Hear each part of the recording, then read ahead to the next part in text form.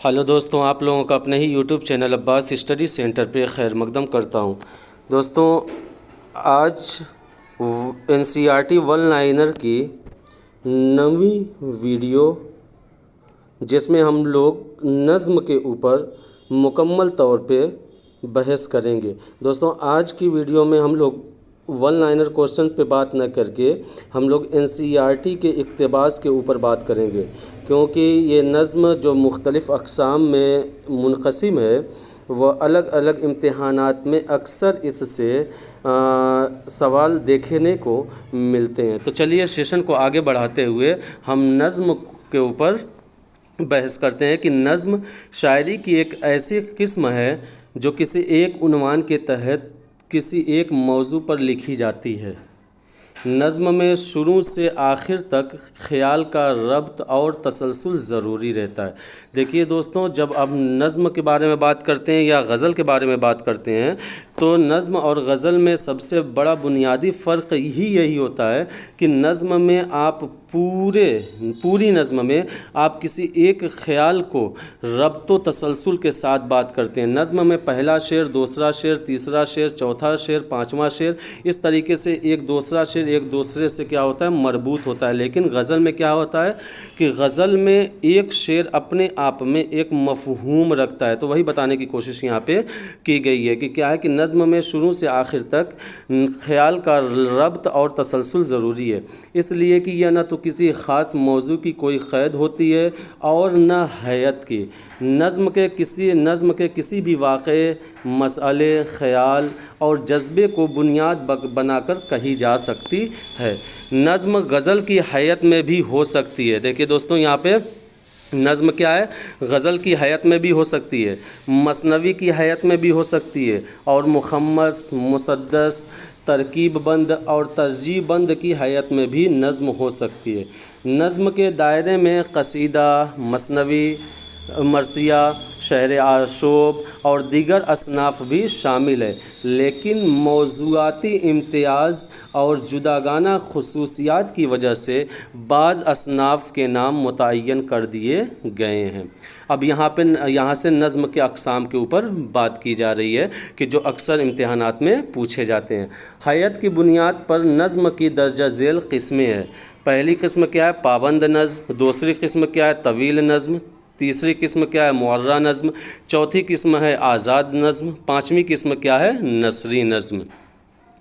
दोस्तों, पाबंद नज़्म में वज़न और बहर के साथ काफ़ियों और रदीफ़ की पाबंदी की जाती है, जिसमें हम क्या करते हैं, वज़न की भी पाबंदी करते हैं, बहर की पाबंदी करते हैं, काफ़ियों की भी पाबंदी करते हैं और रदीफ़ की भी पाबंदी करते हैं। इब्तिदाई दौर की बेशतर नज़्में पाबंद नज़्मों के दायरे में आती है।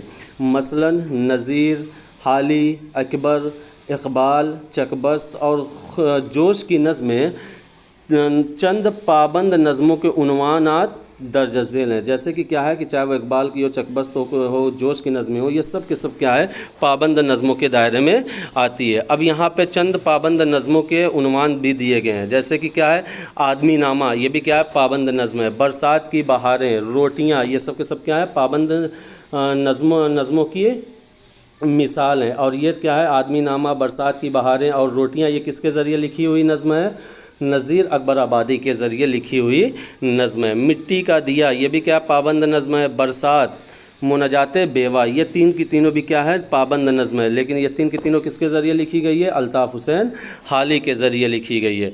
नई तहज़ीब, मिस सीमी बदन, जलवाए दरबारे दहली, ये तीन की तीनों क्या है, पाबंद नज़्मों की मिसाल है। ठीक, और ये लिखी गई है अकबर इलाहाबादी के ज़रिए। चाँद और तारे, परिंदा और जुगनू, मकड़ा और मक्खी, माँ का ख्वाब, बच्चे की दुआ, परिंदे की फरियाद, ये सब की सब क्या है, पाबंद नज़्म की मिसालें। और ये लिखी किसके ज़रिए है, अल्लामा इक़बाल के ज़रिए लिखी गई है। देखिए दोस्तों, इतनी नज़में क्या है, सिर्फ़ और सिर्फ क्या, पाबंद नज़्मों की मिसाल है। और ये सब के सब एनसीईआरटी का पैराग्राफ भी है। ठीक, और फिर उसके बाद क्या है, आवाज़ कौम, रामायण का एक सीन, हुब्बे वतन, ये क्या है, चकबस्त की नज़में हैं। शिकस्त ज़िंदा का ख्वाब, बदली का चाँद, ये जोश मलियाबादी के ज़रिए लिखी हुई नज़म है। یہ ساری کی ساری کیا تھی؟ پابند نظم تھی، جو کہ کیا ہے نظم کی حیت کے اعتبار کی قسموں میں سے ایک قسم مانی جاتی ہے۔ دوسری کیا ہے؟ طویل نظم۔ روایتی شاعری میں قصیدہ، مرثیہ، مثنوی طویل نظم کے ذیل میں آتے ہیں، طویل نظم کے ذیل میں آتے ہیں۔ کون؟ چاہے قصیدہ ہو، چاہے مرثیہ ہو یا مثنوی ہو، یہ سب کے سب کیا ہے؟ طویل نظموں کی نظم کے ذیل میں آتے ہیں۔ یہ طوالت اشعار کی تعداد پر منحصر ہیں۔ قصیدے اور مرثیے میں یہ تعداد محدود ہو سکتی ہے۔ مثنوی کے اشعار واقعے کی طوالت کے پیش نظر قصیدے یا مرثیے سے زیادہ طویل ہو سکتی ہے۔ طویل نظم کئی صفحات پر محیط ہوتی ہے۔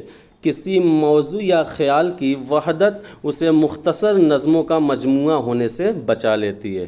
اب دیکھیں طویل نظم کون کون سی ہے، جیسے کہ علامہ اقبال نے شکوہ، جواب شکوہ اور ابلیس کی مجلس شورا وغیرہ طویل نظمیں مسدس کی حیت میں کہی ہے، ٹھیک۔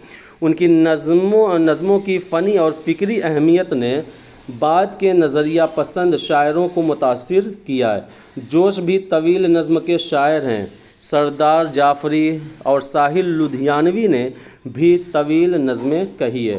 اپنے عہد کے دکھ اور اپنے خوابوں کی دنیا کو سردار نے نئی دنیا کو سلام اور ساحر نے پرچھائیاں جیسی نظموں کا روپ دیا ہے۔ لیکن نئی دنیا کو سلام کس کی نظم ہے؟ سردار علی جعفری کی ہے۔ ساحر نے پرچھائیاں بھی، یہ بھی کیا ہے کہ نیا طویل نظم کی مثالوں میں سے ایک مثال ہے۔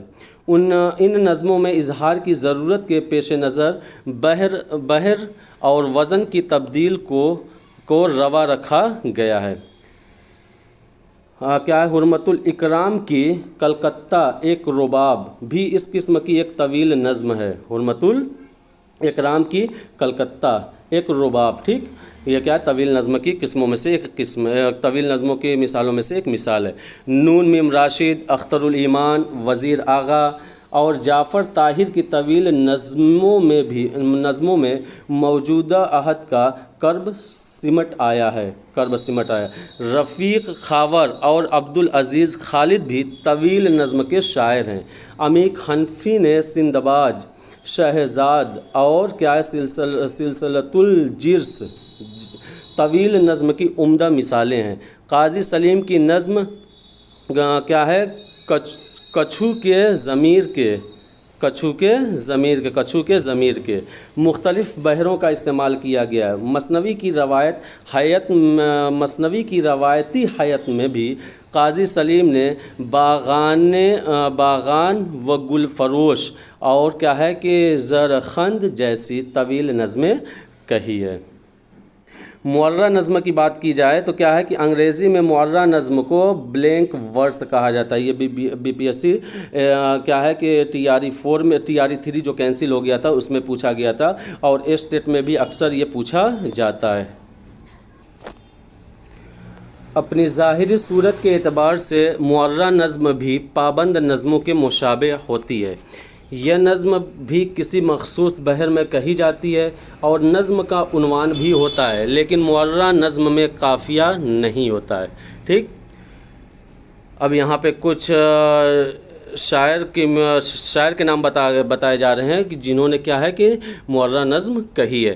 معرہ نظم کے اہم شعراء میں تصدق حسین خالد، میرا جی، نون میم راشد، فیض احمد فیض، اختر الایمان، یوسف ظفر، مجید امجد، ضیاء جالندھری کے نام خصوصیت سے قابل ذکر ہیں۔ نون میم راشد کی نظم زاد سفر دیکھیے، اب دیکھیں یہاں پہ نون میم راشد کی جو نظم ہے زاد سفر، یہ بھی کیا ہے نظم معرہ کے تحت آتی ہے۔ وہ یہاں پہ بیان کی جا رہی ہے کہ اجنبی چہروں کے پھیلے ہوئے اس جنگل میں دوڑتے بھاگتے لمحوں کے دریچے سے کبھی اتفاقاً تیری مانوس شباہت کی جھلک پردے چشم تخیل پر ابھر کر اے دوست ڈوب جاتی ہے اسی پل اسی ساعت، جیسے تیز رو ریل کی کھڑکی سے ذرا دوری پر کسی صحرا کی جھلستی ہوئی ویرانی میں ناگہاں منظر رنگی کوئی دم بھر کے لیے ایک مسافر کو نظر آئے اور اوجھل ہو جائے۔ یہ کیا ہے؟ نظم معرہ کی مثال ہے، نون میم راشد کی زاد سفر، ٹھیک۔ اب بتایا جا رہا ہے کہ آزاد نظم کا پہلا تجربہ فرانس میں ورس لبرے کے نام سے کیا گیا تھا. ورس لبرے پہلا تجربہ جو کیا گیا تھا فرانس میں ورس لبرے کے نام سے کیا گیا تھا. اس کے تحت غیر مساوی مصروں پر مشتمل نظمیں کہی گئی. انگریزی میں اسے فری ورس کے نام سے جانا جاتا ہے. فری ورس کے نام سے جانا جاتا ہے. آزاد نظموں کو کیا ٹرم دیا جاتا ہے؟ فری ورس. اور یہی اصطلاح اردو میں آزاد نظم کے نام سے معروف ہوئی ہے. آزاد نظم کا وہ تصور جو انگریزی اور فرانسیسی ادبیات میں ہے اردو میں ان معنوں میں نہیں، بلکہ ان کی بنیاد بھی اردو شاعری میں مروج روایتی عروض پر رکھی گئی.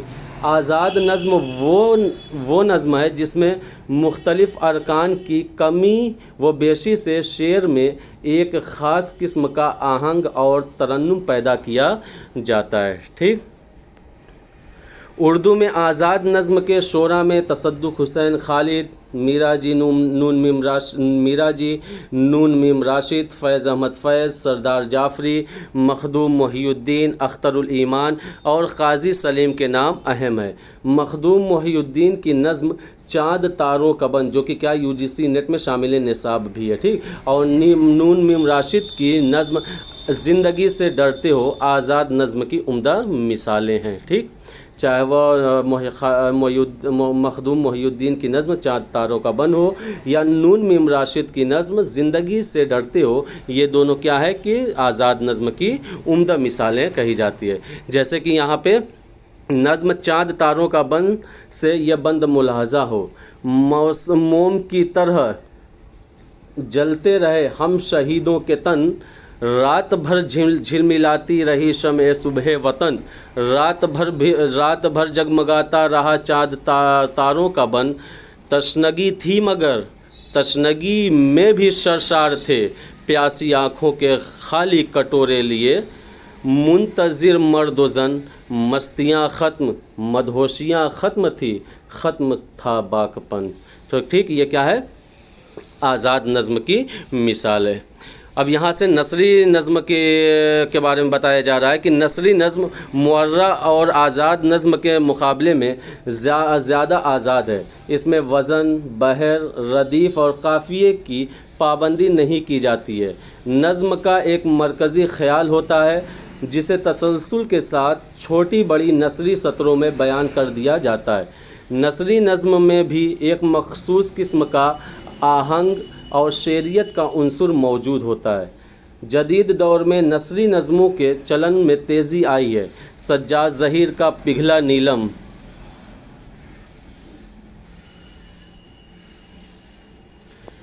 اور پھر اس کے بعد کیا ہے؟ افضال احمد سید کا چھنی ہوئی تاریخ. نثری نظم کے نمائندہ مجموعے ہیں. یہ چاہے کوئی بھی ہو، چاہے وہ پگھلا نیلم ہو یا افضال احمد سید کا چھنی ہوئی تاریخ ہو، یہ کیا ہے؟ نثری نظم کے نمائندہ مجموعے. خورشید الاسلام، محمد حسن، احمد حمیش، کشور ناہید، زبیر رضوی، شہریار، کمار پاشی، عتیق اللہ، صادق وغیرہ نے منظوم شاعری کے ساتھ نثری نظم بھی لکھی ہے. مثال ندا فارسی کی ایک نظم، یہاں پہ جو کہ کیا ہے؟ نثری نظم کے مثال ہے، اس کو پیش کیا جا رہا ہے. بھوک کا کوئی جغرافیہ نہیں ہوتا، گھاس کا کوئی علاقہ نہیں ہوتا، پانی کا کوئی مذہب نہیں ہوتا. جہاں اناج ہے وہاں بھوک ہے، جہاں مٹی ہے وہاں گھاس ہے، جہاں پانی ہے وہاں پیاس ہے. یہ کیا ہے؟ نثری نظم کی مثال تھی، جو کہ ندا فاضلی کی ایک نظم کا مصرع ہے. مصروں اور اشعار کی تعداد اور ان کی ترتیب کے اعتبار سے نظم کی درجہ ذیل حیتیں اردو میں رائج ہیں. ترکیب بند، ترجیح بند، مستزاد، مسمت، مثلث، مربع، مخمس، مسدس، مسبع، مسمن، متسع، معشر، یہ سب کے سب کیا ہیں کہ مصروں اور اشعار کی تعداد اور ان کی ترکیب کے اعتبار سے کیا ہے نظم کی درجہ ذیل حیتیں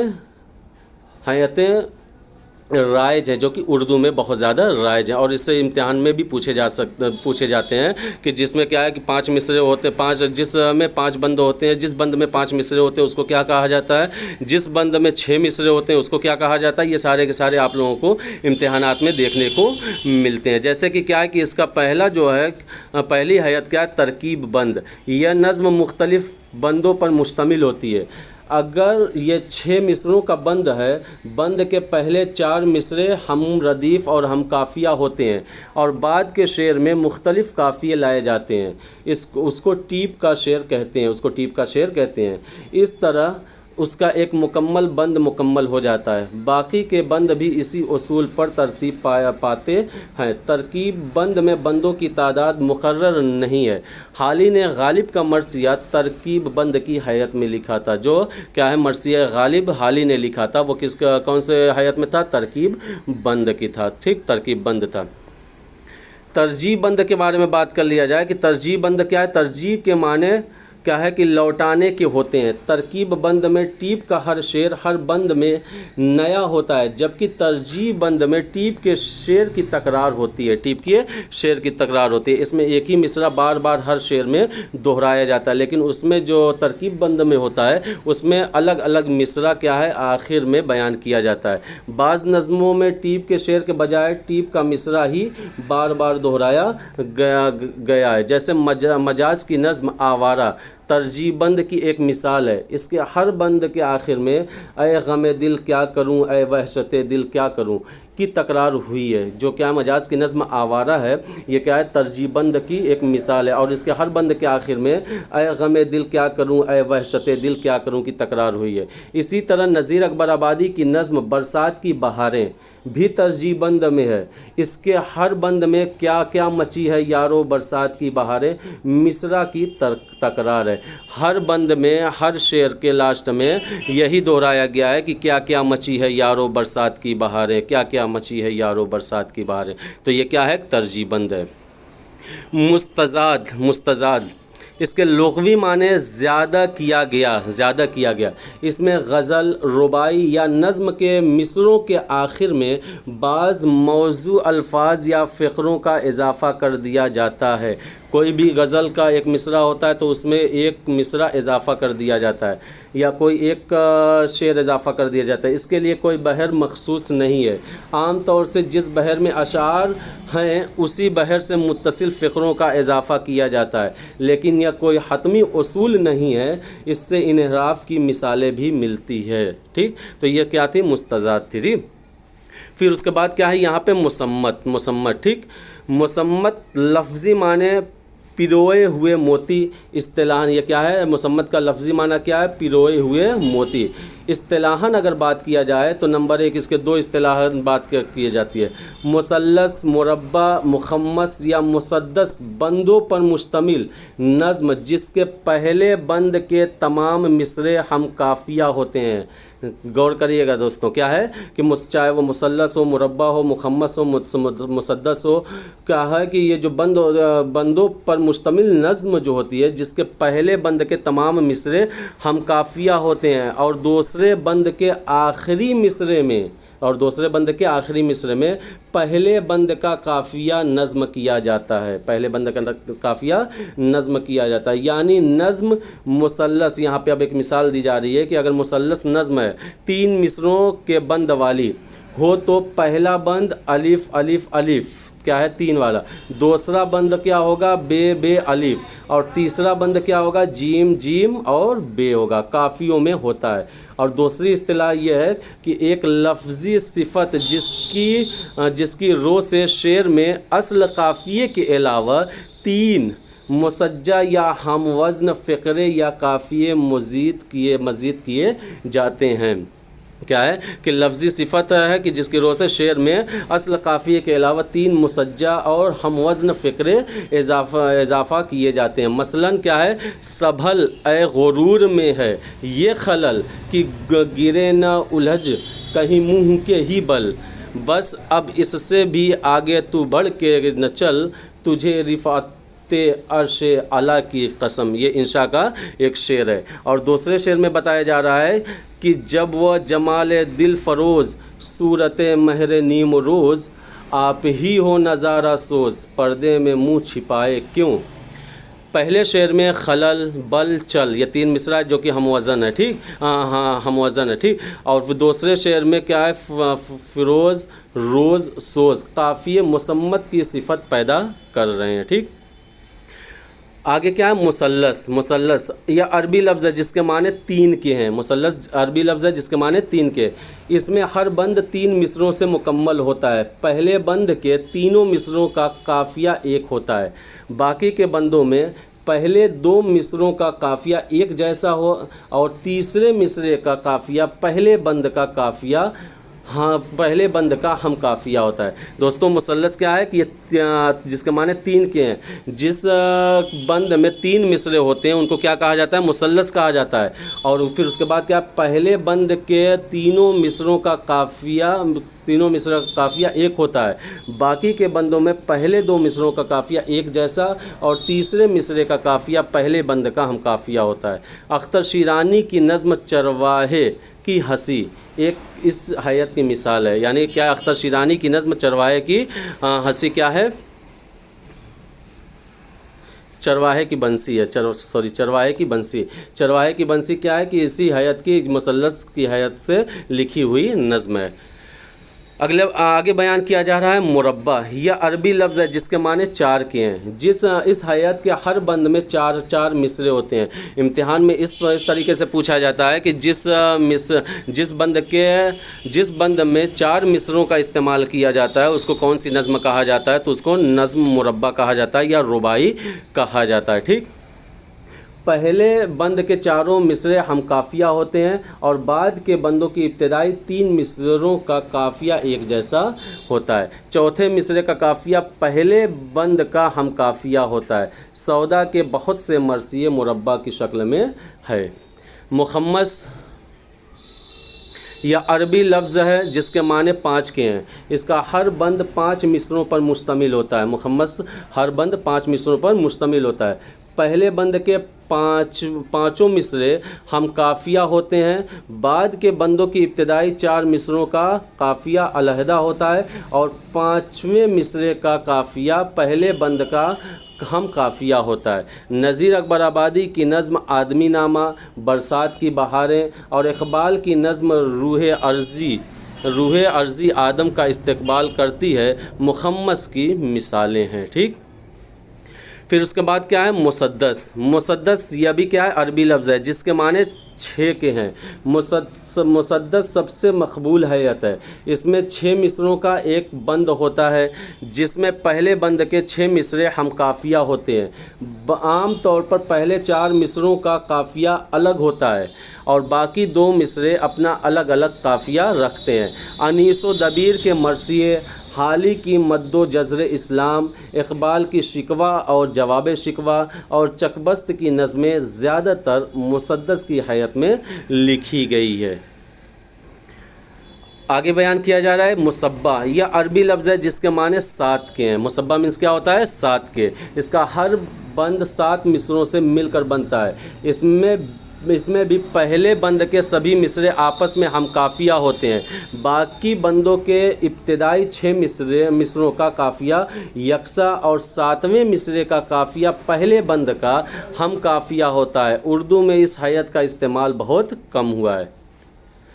آگے ہے مسمن۔ مسمن، ٹھیک۔ مسمن یہ عربی لفظ ہے جس کے معنی 8 کے ہیں، 8 کے، ٹھیک۔ اس میں 8 مصروں کے بند ہوتے ہیں۔ پہلے بند کے 8 مصرے آپس میں ہم قافیہ ہوتے ہیں، بعد کے تمام بندوں میں ابتدائی 7 مصروں کا قافیہ یکساں اور 8ویں مصرے کا قافیہ پہلے بند کا ہم قافیہ ہوتا ہے۔ بعض اوقات پہلے 6 مصروں کا قافیہ ایک جیسا اور باقی کے 2 مصروں کا قافیہ ایک جیسا ہوتا ہے۔ دوسری مثال مثال دیکھیے. اب یہاں پہ ایک کیا ہے کہ مسمن کی ایک مثال بیان کی جا رہی ہے.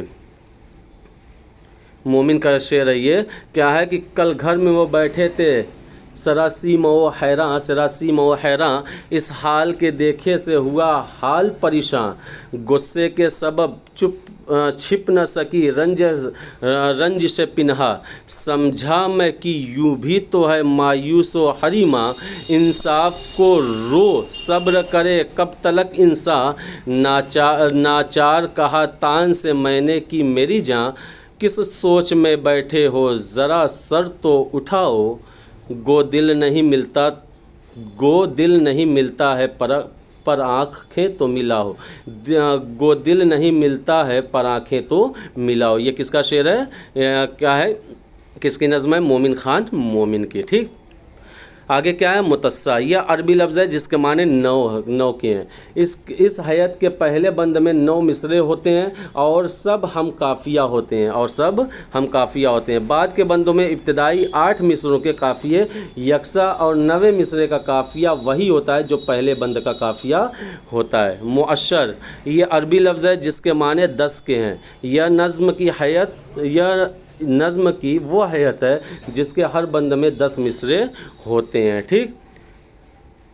اس حیت میں بھی پہلے بند کے 10 مصرے ہم قافیہ ہوتے ہیں اور بعد کے بندوں کے ابتدائی 9 مصروں کا ہم قافیہ یکساں اور 10ویں مصرے کا قافیہ پہلے بند کے قافیے سے ہم آہنگ ہوتا ہے. نظیر کی نظم عاشق نامہ اس کی ایک مثال ہے. تو دوستوں آج کہ اس ویڈیو میں ہم لوگوں نے کیا ہے کہ نظم کا ڈیٹیل مطالعہ کیا. آپ لوگوں سے گزارش ہے کہ کیا ہے کہ یہ ویڈیو روک کر اور سمجھ کر پڑھیں. انشاءاللہ اس ویڈیو کے علاوہ کوئی دوسری ویڈیو آپ لوگوں کو نظم سے متعلق دیکھنے نہیں پڑے گی. ٹھیک. اور یہ اقتباس کیا NCERT کی کتاب سے لیا گیا. NCERT کی PDF سے آپ لوگوں کو یہ ویڈیو بنائی گئی ہے. تو ملتے ہیں اگلی ویڈیو میں ایک نئے سیشن کے ساتھ. جب تک کہ آپ لوگ اپنی امتحان کی تیاری کرتے رہیں.